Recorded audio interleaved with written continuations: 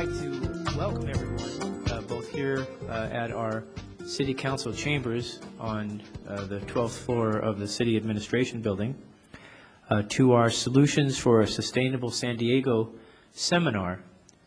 We have this evening, for our forum, a very distinguished panel, not just of academics, but of business folks, investment specialists, environmental specialists, all of whom are deeply involved in the new enterprise that our city of San Diego and cities throughout the state of California, throughout the United States, throughout the Western Hemisphere, and really throughout the world are engaged in the same exercise. And it's a very important exercise as we transition from a growth-oriented economy to a sustainable economy.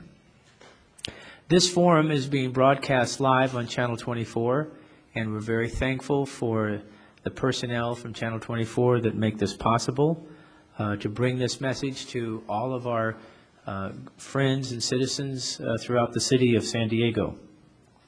Tonight, we will demonstrate how San Diego's local economy is and can continue to benefit from the emergence of environmentally friendly technologies aimed at promoting a sustainable future and providing good jobs.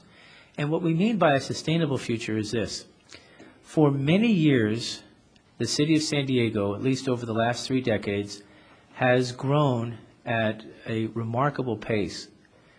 During the mid-70s to the mid-80s, we actually grew faster than Bangladesh in San Diego. We grew all throughout the open spaces of San Diego, and that's why right now we are do not have a lot of land available for development in San Diego. And so when we say that we want to transition from a growth-based economy to a sustainable economy, what we're saying is that we have had this massive spurt of development that has outpaced the infrastructure necessary to sustain the population that we have here in San Diego. We're a unique community because we import almost 90% of the water that we drink and that we use, which is extraordinary. We're a desert community, even though it doesn't appear like we're a desert community to our visitors and to those who live here. In addition to the problems that we have with making sure we have a sufficient water supply in order to sustain the population that's here, we also have to make sure that we have an infrastructure that works, that we have the streets and the roads, that we have a source of power that's actually sustainable and doesn't degrade the air and the environment. We have to maintain a wastewater system, which is not in good shape. As I said, our streets and roads are not in good shape. Our community facilities, libraries, parks, rec centers, again, in the newer areas of our community, we're in good shape. But in the older areas, in our communities of North Park and Point Loma, in South Park, Golden Hill, South San Diego, we have very severe challenges that we have not maintained the infrastructure of our city. And so what we are about this evening is understanding how we need to make the transition to a sustainable city, to a city that relies upon alternative sources of energy, primarily solar power, for example. A city that has the capacity and, in fact, engages in recycling. You know, almost 70% of everything that we consume, that we dispose of at our waste facility, can be and should be recycled and isn't. And this is something that would allow us to make money, would extend the lifespan of our waste dump facilities, our land use facilities that are devoted to disposal of waste, and yet that hasn't happened. We're way behind. In addition, there is lurking as in the background to all of these difficulties and challenges that we're facing, two other very important realities.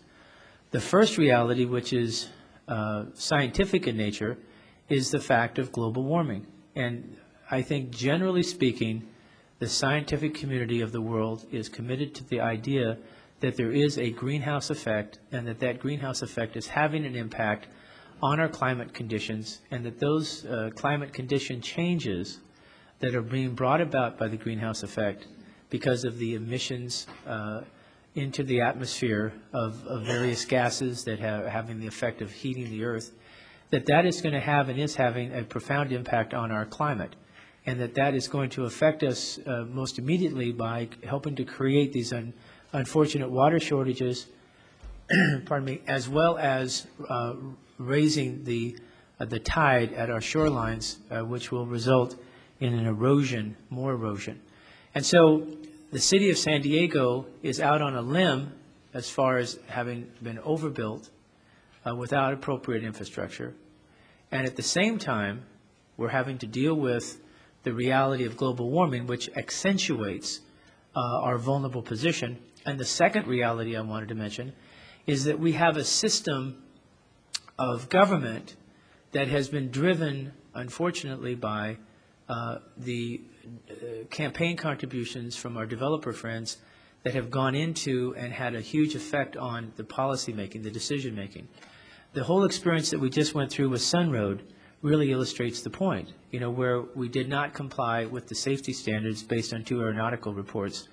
And we went through this huge ordeal in order to get compliance.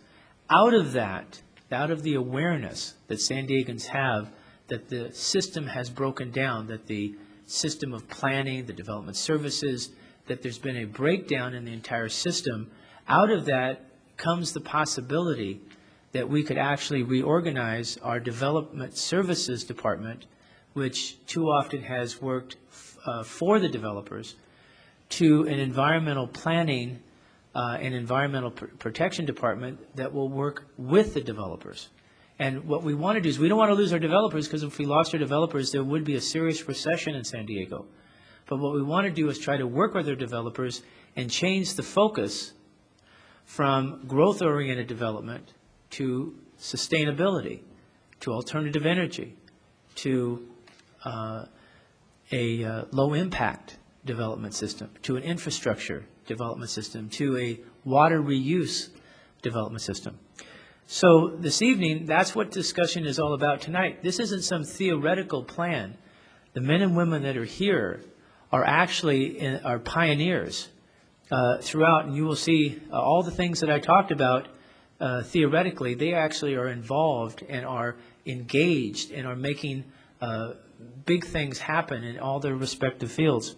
To my immediate right is Mike Calabrese, and Mike is responsible for, in the city attorney's office, recycling, waste disposal, city energy policy, the stormwater program, and the transportation infrastructure.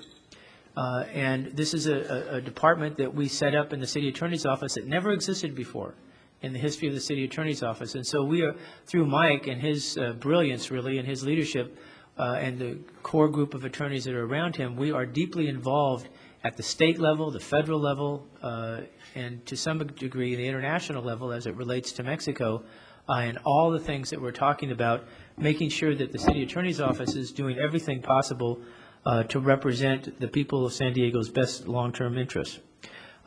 Next is Dr. Lisa Schaefer. Dr. Schaefer is the executive director of the UCSD's Environment and Sustainability Initiative. For 9 years, she's been the assistant director at the Scripps Institute of Oceanography, where she has been responsible for international relations, policy programs, and building interdisciplinary programs around environmental science and policy. She's really smart. You don't get there without really being smart. Next to Lisa is Josh Gelfand. Josh is the business development manager of a car sharing company in San Diego. He's a lifelong environmentalist.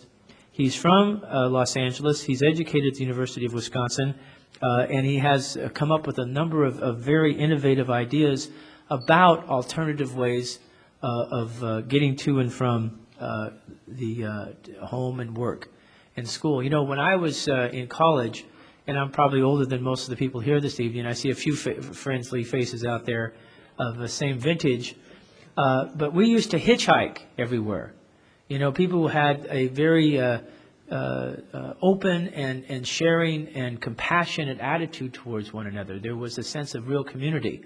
And so that's how people got around. And when I see all of these cars with just one individual in the car, you can see that part of what we have to do is we have to get used to or get away from isolating ourselves, that we're in on this thing together. And if we're going to be able to make alternative transportation work, we're going to have to learn how to share and to ride with each other. Next to Josh is Dr. Robert Wilder. And he also is another PhD. His focus is on alternative energy. He's the founder and president of the Alternative Energy Index and manager of a Clean Energy Index. Dr. Wilder is a part-time faculty member at UC San Diego. His PhD is from the University of California. And I want to say that we did not discriminate against my friends from Stanford tonight. We just couldn't find anybody from Stanford that was available. They were all on vacation. No, I'm just kidding. And he also has a law degree from the University of San Diego. Dr. Wilder and his family live in a